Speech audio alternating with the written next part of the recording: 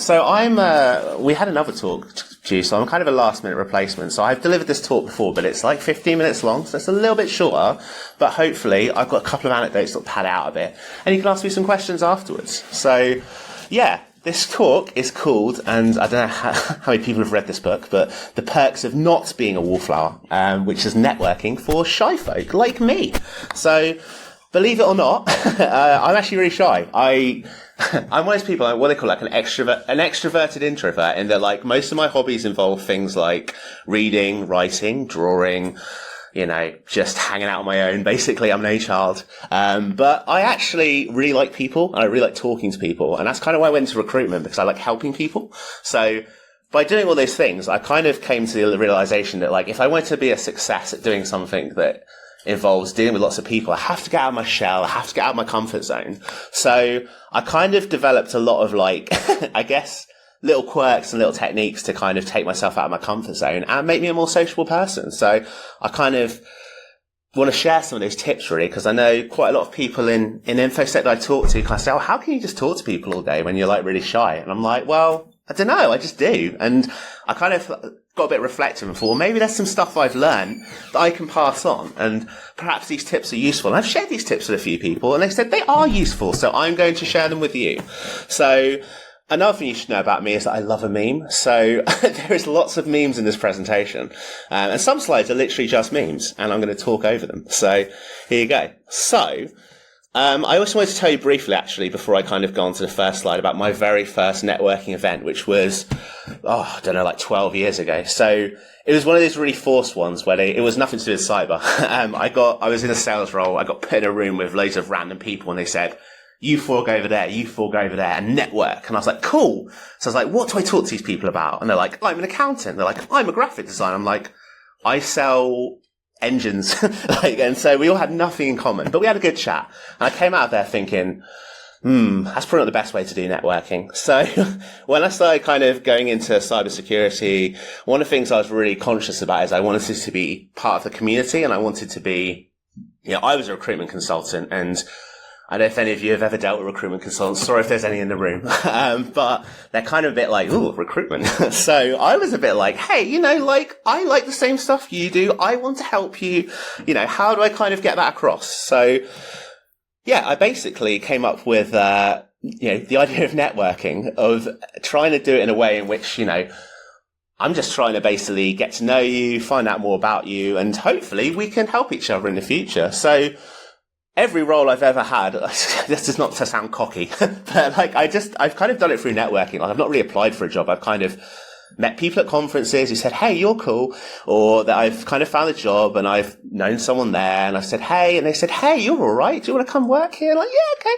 So, it's not a popularity contest, but I think, if you create meaningful connections with people, you never know where it may take you. And I think I've got a couple of anecdotes of people who have been on that journey, and have really, used networking to get out of their comfort zone. So this is really cheesy stuff, but, you need to be at the table to eat. Like I always say, like, if you're just applying to jobs blindly, or, I don't know, if you're just talking to people you're never going to, find the job you want. Like, you have to be visible. People have to know you exist. Like, I always say to people, if you're just firing out, 20 CVs, they're just words on a page, I'm not saying that you have to be like a social butterfly, but I think using the limited tools you have, there's ways to really kind of make yourself stand out a little bit.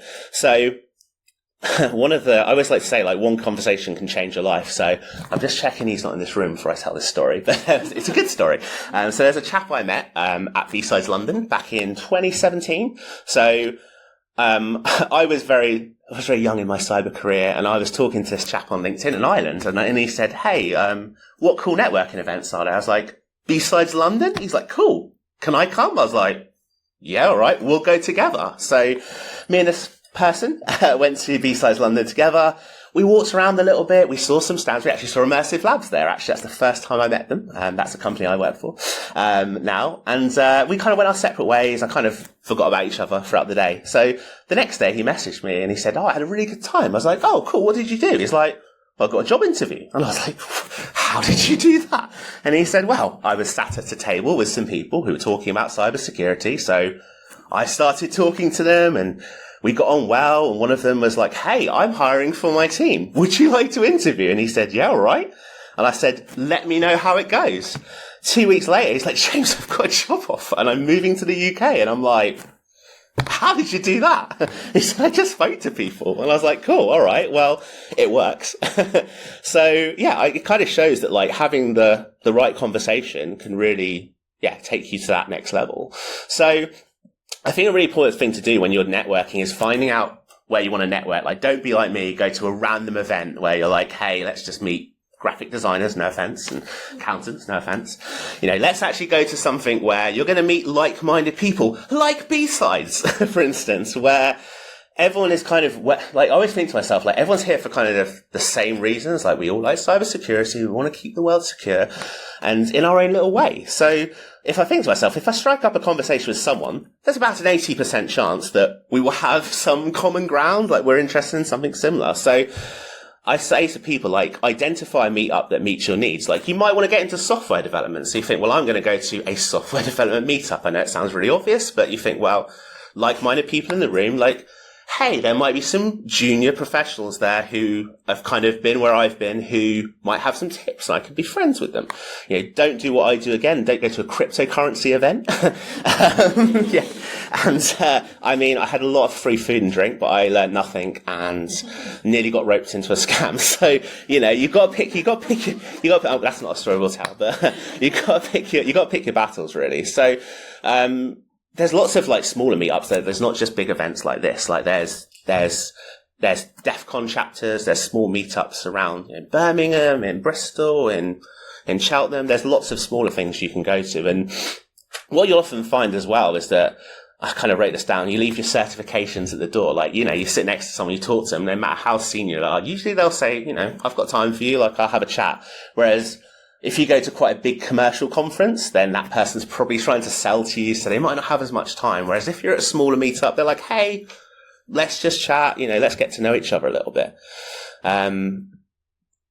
So I'm going to give you some tips on, I guess, how to approach, like, if you've never gone to a networking event, or if you're like, hey, I want to get a bit better at it, like, what should I do? So the first thing to do, it sounds really obvious, is research. So as I said, you don't just want to research the type of event, you want to research who's there. So it's a bit like, you want to know who you're going to meet. You're not going in there obviously to specifically meet people, but you might be like, hey, that speaker's really interesting. I want to go because that person's speaking. And there might be other people from that company there. So you'd have a look on LinkedIn and you'd think, hey, maybe I'll message the speaker. I've done this before, and say, hey, looking forward to your talk, see you there. And I've actually made, I don't want to say friends, but like acquaintances through that, where you meet them, they say, oh, thanks for coming to my talk, and you get to know and think, hey, they're human as well, it's all good.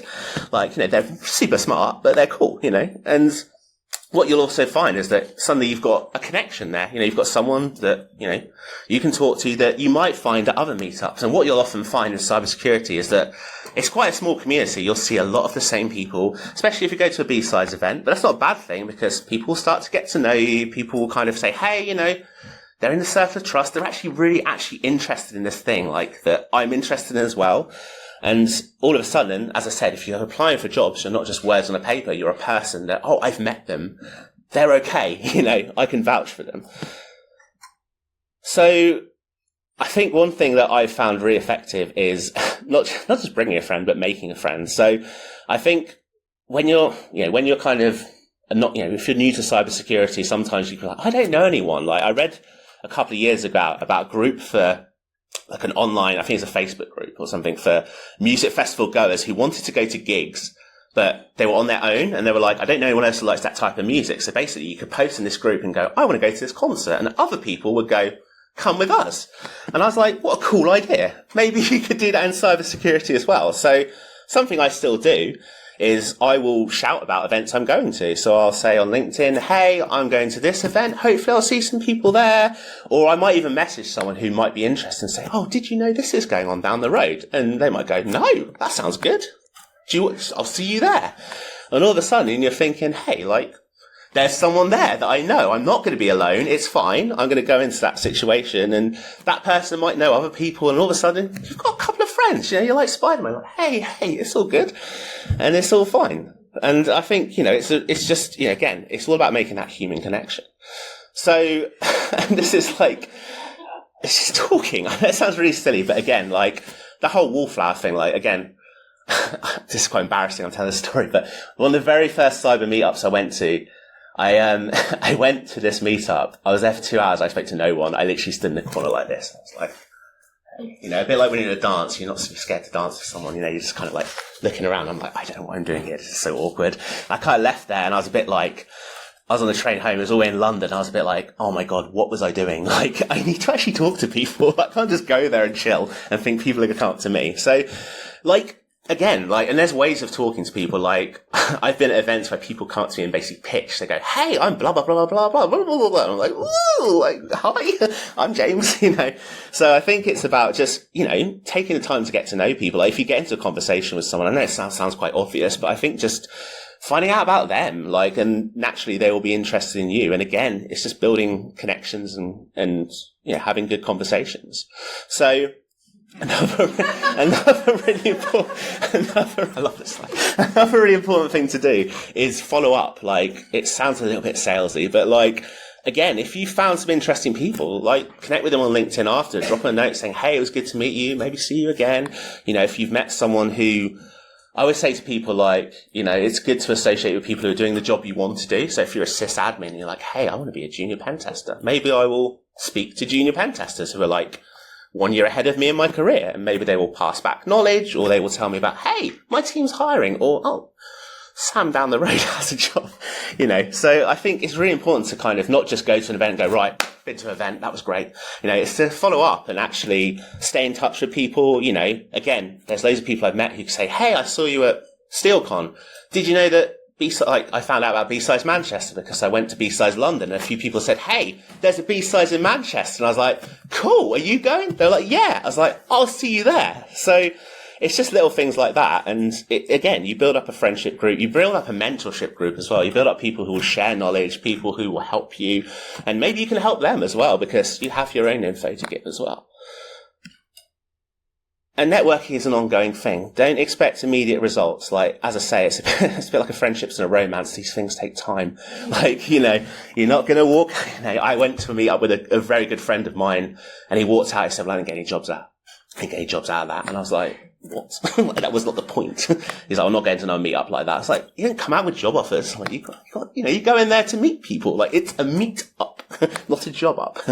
So, these things take time. You build authentic relationships, relationships that last for years. There's people I still speak to that I've met once, and I just chat to on LinkedIn about stuff, and, we get to know each other. So I just feel like there's just loads of small things you can do to improve yourself, and hopefully that has been useful knowledge. I'm going to leave you with one more meme, which is my favourite meme. I use this a lot. I'd like to thank you for listening, and I wondered if you had any questions for me.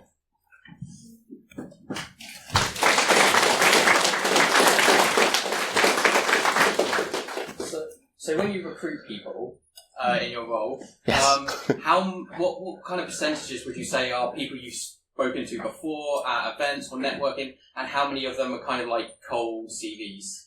That's a really good question. So I'll just go sideways a little bit, and this will make a bit more sense. So before I joined Immersive Labs, just recruiting exclusively for Immersive Labs, I used to be recruited for an recruitment agency, and I used to recruit penetration testers. So I had a very specific thing. So I would just talk to penetration testers all day and about stuff like that. So I kind of got to a point where I knew lots of people who had very similar skills. So often if a client came to me and said, oh, I've got a job, I'd be like, I know 4 or 5 people for that, already. I didn't really need to do anything. I'd just say, hey, so-and-so, this would be quite good. And they go, tell me more, James, So that's one thing. And I still have that network I can tap into. But I think I kind of say those are the people I would go to first, if that makes sense. Like if, for instance, we are hiring at Immersive Labs, my first thought is, who do I know?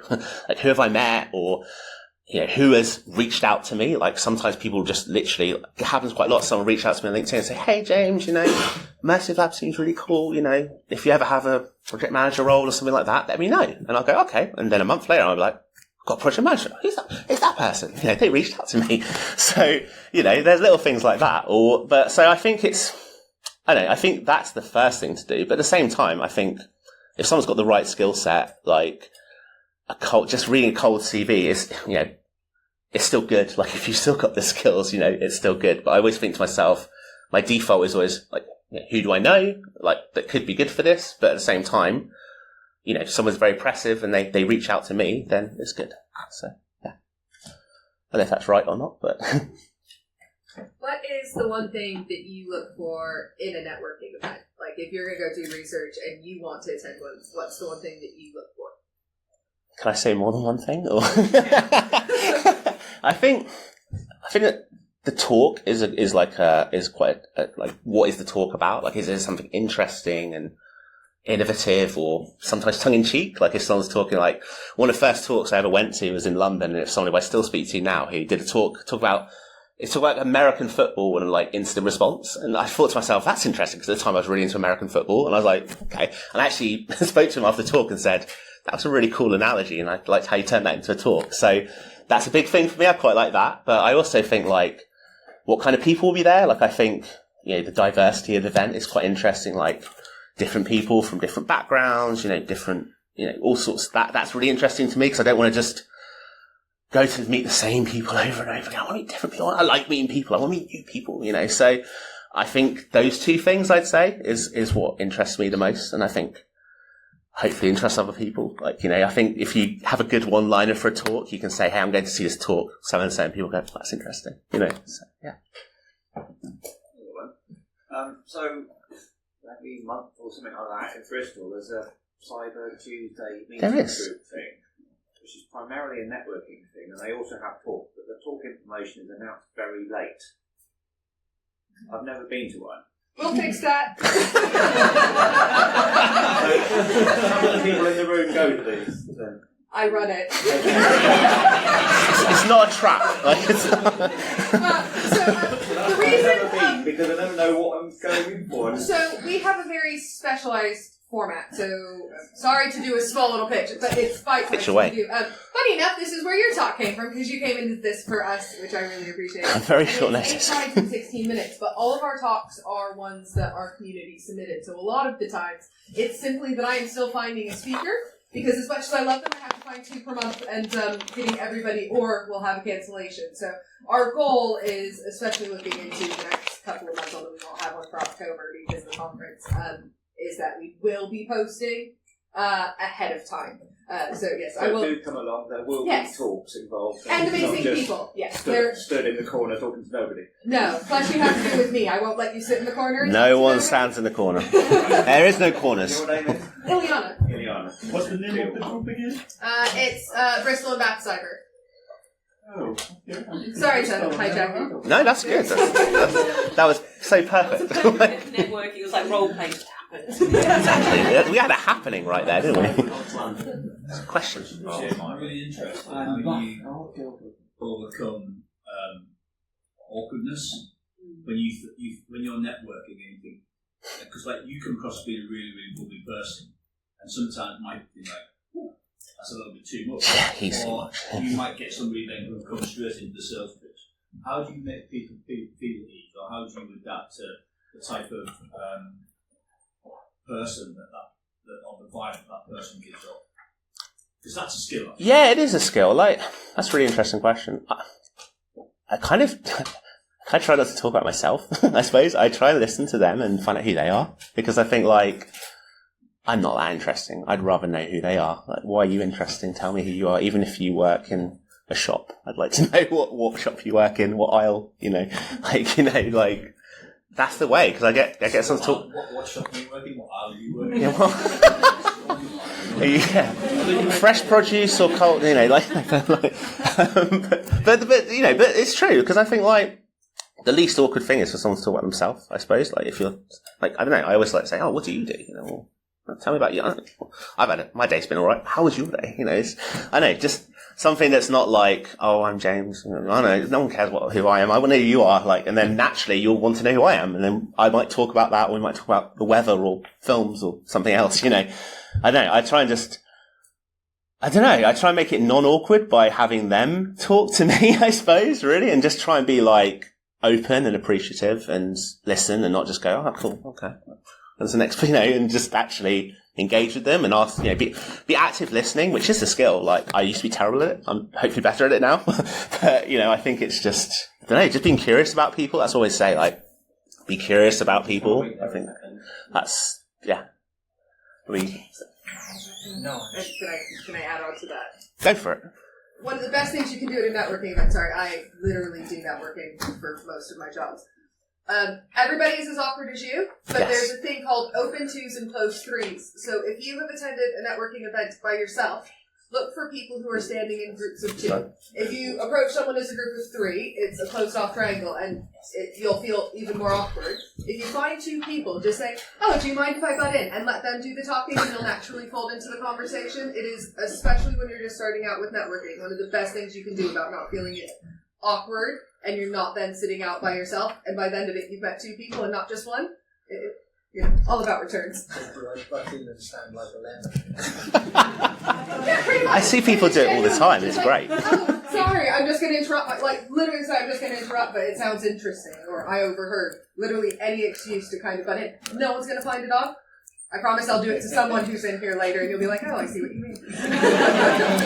Sorry. No, I think something like, sorry, I'm getting all really geeky, but something I used to really like doing is I used to, sound pretty weird looking back. I was 18. When I used to be at university, I was really super shy, and I used to go and when there was a lecture on, obviously everyone sits really apart, I'd go and sit near someone, which sounds like there's going to be 4 people there, one person, I'd go sit near that person, and basically I just start a conversation about something random, oh, I got a Subway earlier, or something like that, or just 2 people be talking about something. One time I sat next to 2 people and it's about Final Fantasy. I love Final Fantasy, and I was 7, 8, or 9, just literally 8, and all of a sudden it was do you know what I mean? It is 8 is the answer. But and then all of a sudden I was oh, now we're friends, so now we know each other. So I think it's just, and it's the same at networking, like I always said about bringing a friend, if you bring one person inevitably that person will start other conversations, not with you, and then you can go, oh, I'll join in this conversation because I know one other person, and it's oh, now I know a third person, and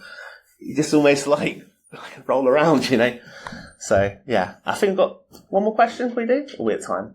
Yeah, you're right. You're fine. You crack on. Let's keep going. Thank you again for a very fun conversation, very nice information.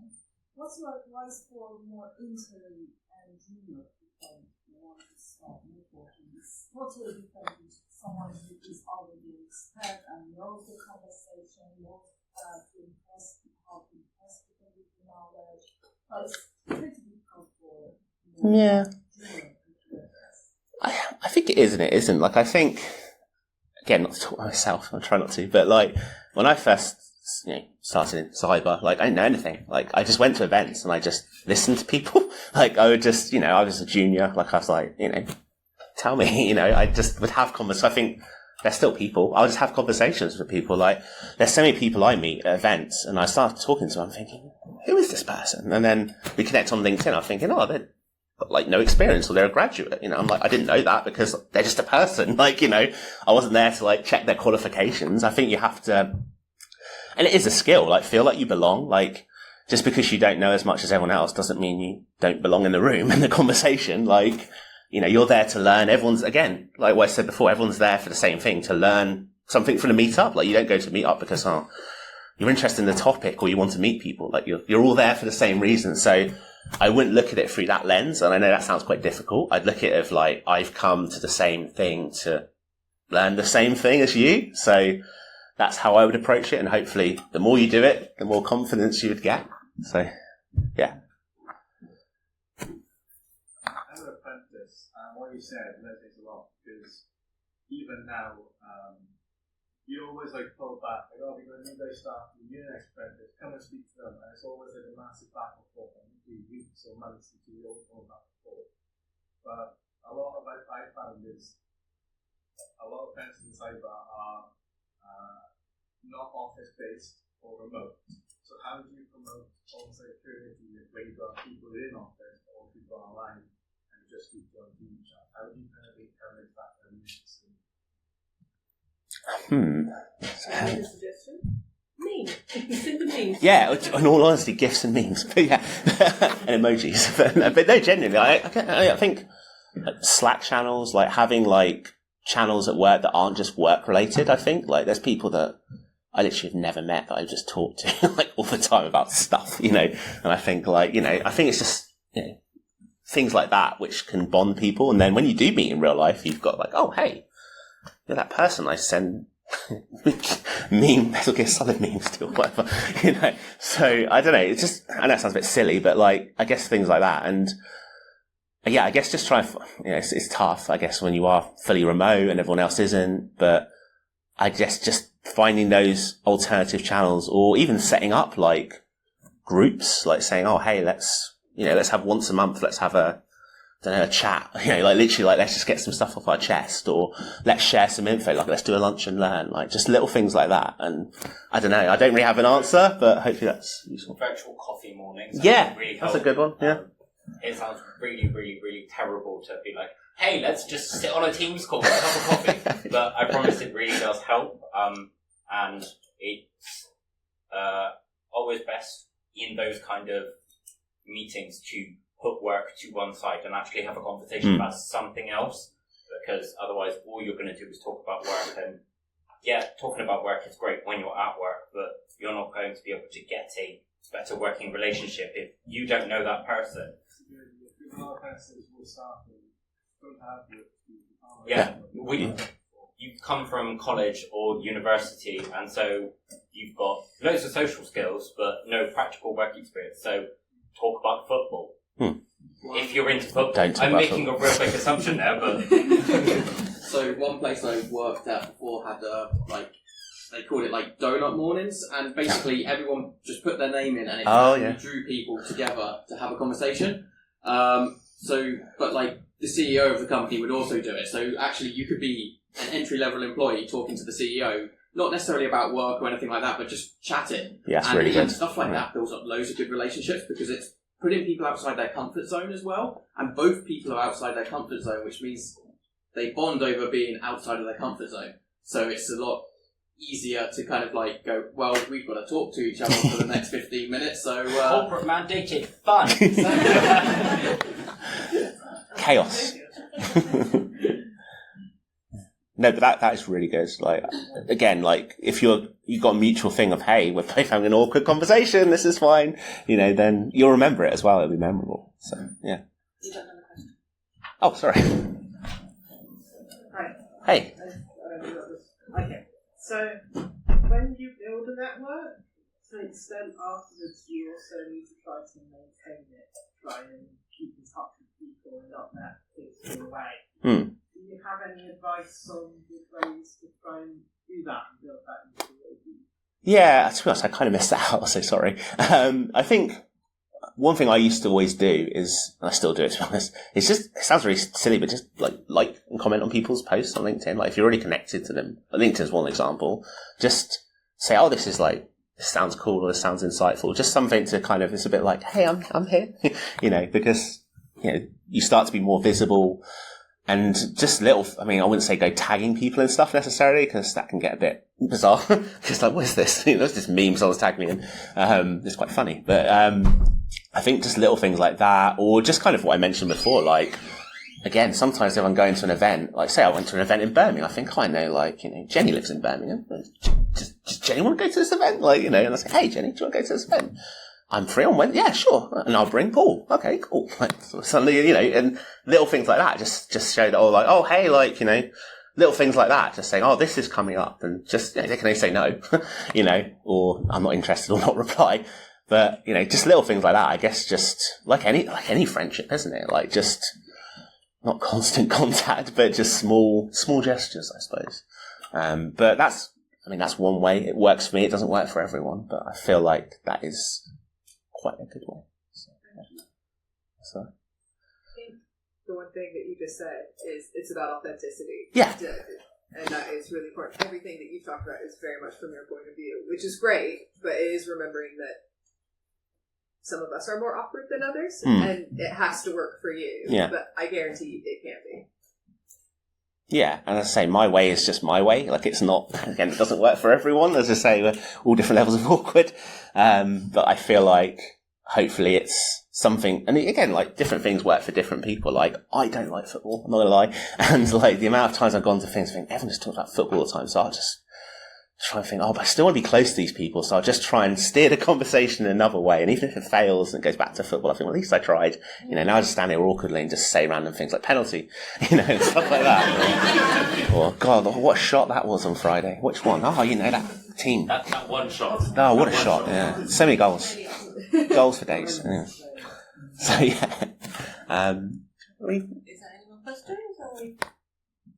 It is nearly lunchtime. Is it? Yes, Maybe we should go and eat. I think it's in order. Thank you.